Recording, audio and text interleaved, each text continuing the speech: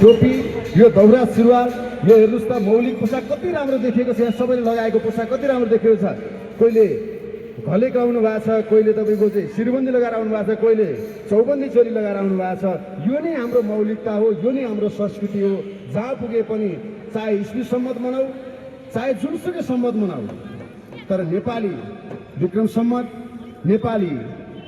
नेपाल सम्मत र यहाँका मौलिक चाडपर्वहरूलाई कसैले काहीँ पनि नबिर्सौँ। यदि हामीले यो बिर्स्यौँ भने देश बिर्सिन्छ, देश बिर्स्यो भनेदेखि भोलि बिहान यही देशमा आउनको लागि तपाईँहरूलाई स्वर्ग बराबर हुन्छ। त्यो भएर संसारका कुनामा जहाँ रहे पनि नेपाल नबिर्सौँ भन्ने हाम्रो अभियान हो। र त्यसैलाई सार्थक गर्दै 2070 साल पौषको 17 गते काभ्रे पलाञ्चोकको सानो एउटा बजार बनेपाबाट सुरुवात गरेको हामीले अभियान आज संसारका कुना कुनामा चाहिँ राष्ट्रिय पोसाक दिवस मनाइन्छ। भलै कहिले टोपी दिवस भन्लान्, कहिले धोती दिवस भन्छन्, कहिले दौरा सुरुवाल दिवस भन्छन्। जसले जे भने पनि मौलिकता हो, देश हो। टाई घाँटीबाट निकालेर धोती लाउँदा के फरक पर्छ? केही फरक पर्दैन। म त सिकराजीलाई धन्यवाद भन्छु। सधैँ लाउनुहोस्, संसद जाँदा पनि लाउनुहोस्, तर माथि टाई लगाएर तल धोती लगाएर धोतीको अपमान नगर्नुहोस्।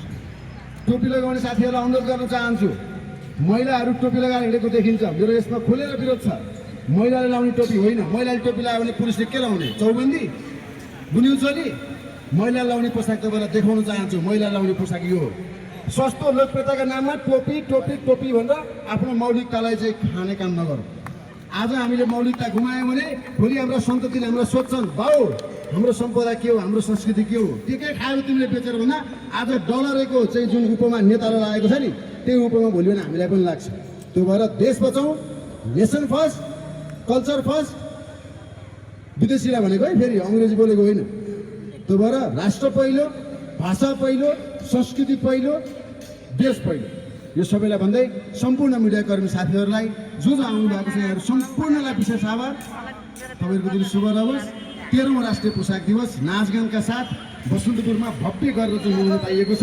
जो जहाँ जहाँबाट हेर्दै हुनुहुन्छ हामीले भनेको कुरा मनन गर्नुहोस् भन्दै बिदा हुन चाहन्छु। म राजा आनन्द माण्डवी, संस्थापक अध्यक्ष लगायत हाम्रो सम्पूर्ण राष्ट्रिय धरोहर संरक्षण प्रतिष्ठान नेपाल, जसले पोसाक दिवस, झन्डा दिवस र राष्ट्रिय विभूतिहरूलाई चाहिँ संरक्षण गर्ने काम गर्छ।